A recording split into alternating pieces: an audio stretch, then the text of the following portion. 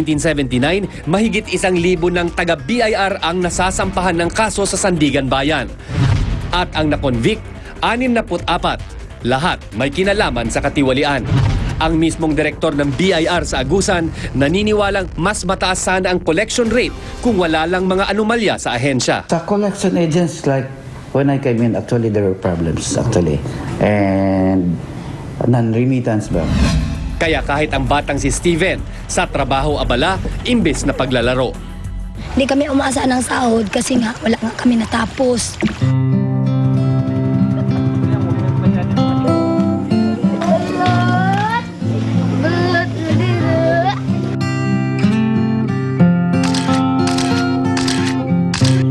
Ang buwis ang langis na nagpapaandar sa makinarya ng gobyerno at dugong bumubuhay sa mga programang tutulong sana sa kalagayan at kabuhayan ng mga mahirap.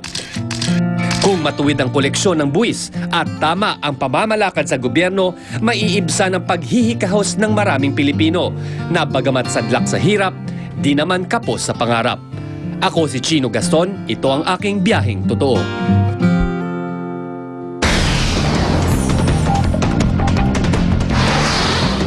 Prince William engaged na po sa longtime girlfriend niyang si Kate Middleton.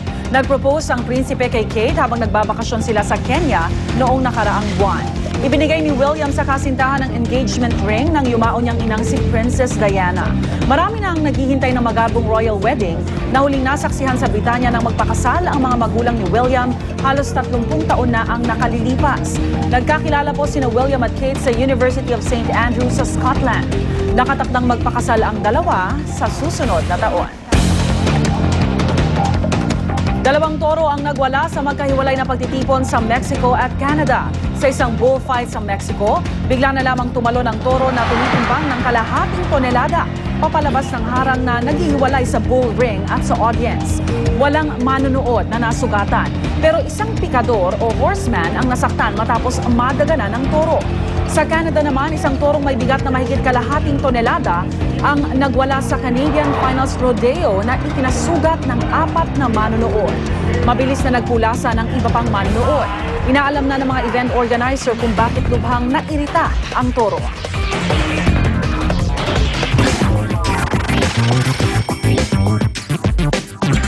Narito ang latest showbiz balita yatin ng ating morning kachikang si Luan D. Luan. Thanks, Igan. Premiere ng Harry Potter and the Deathly Hallows Part 1 sa Amerika, star-studded. Siyempre, hindi rin nagpahuli ang mga sikat na celebrity dito sa Pinas sa advanced screening ng pelikula. Yan ang unang chika ni Aubrey Carampel.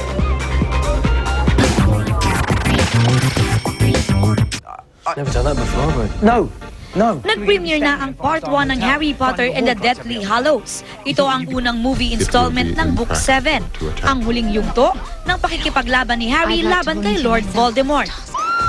Sa New York premiere, bukod sa mga bidang sina Daniel Radcliffe, Emma Watson at Rupert Grint, present din ang ilang Hollywood celebrities, tulad ng Sex and the City star na si Sarah Jessica Parker at asawang si Matthew Broderick. Pero ang talagang inusisa ng media ay ang kissing scene ni Daniel at Emma.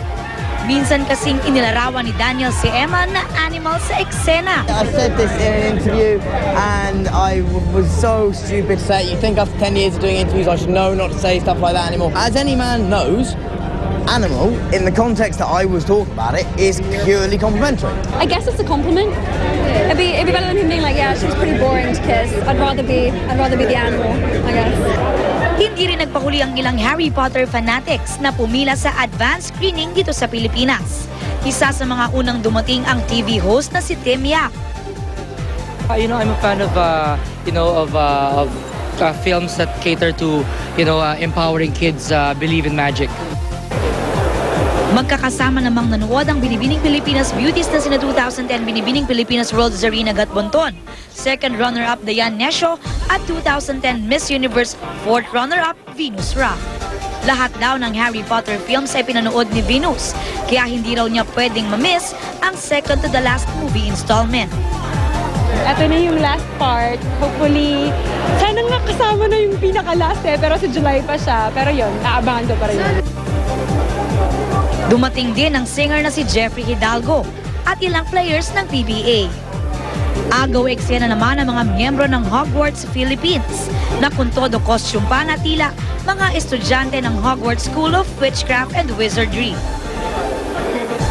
Actually, most of yung mga costumes din namin inspired dun sa movies, like yung itong scarf na to, first feature din sa Prisoner of Azkaban, same as yung tie, so yung robes din namin.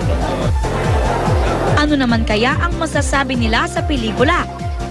Exciting sa katakot, pero super fun. Although putol siya, cliffhanger, talagang heartbreaking. So, makikita mo yung mga tao umiiyak. Tapos maganda yung flow ng story. Para sa unang balita, Aubrey Carampel, reporting. Chikahan tayo ulit mamaya, samantala balik tayo kay Igan. Salamat, Luan. Pakibalita tayo sa lagay ng trapiko mula kay Love Adjufer. Love. Maraming salamat, Igan, sa mga oras na ito. Ito na pa ang daloy ng trapiko, mga kapuso. Unahin na po muna natin ang aming kinalalagyan sa may area ng Commonwealth Avenue sa may Pilcoa. Makikita ho natin ngayon, nagsana yung ating mga bus. Medyo hindi na nagkakaroon ng problema para sa ating mga commuter.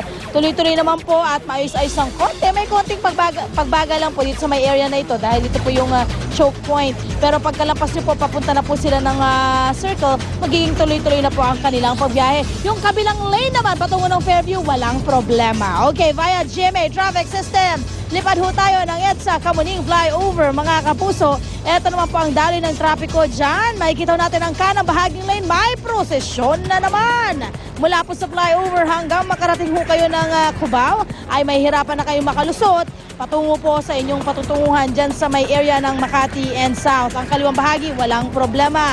Sa may Skyway Bikutan, ito naman po ang daloy ng trapiko. Gamit pa rin po ang ating GMA Traffic System. Makikitaan pa rin naman ho ng napakagandang morning para sa ating mga motorista. Kayo man po ay dadaan ng Skyway o dadaan man po kayo sa ilalim, ay magiging maayos pa naman po ang inyong pagbiyahe. May coding ho tayo ngayong araw, mga kapuso. Mga plaka ho nagtatapos sa numbers 5 and 6. Okay, nako, ito lang. Diyan po sa may EDSA Estrella. Malapit po yan sa Guadalupe, mga kapuso.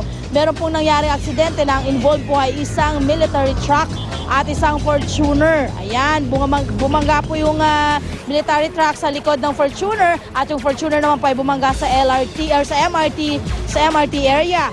3 lanes lang po ang passable sa area, kaya naman po nagkakaroon na ng mabigat na daloy ng trapiko ngayong umaga dyan sa EDSA Estrella.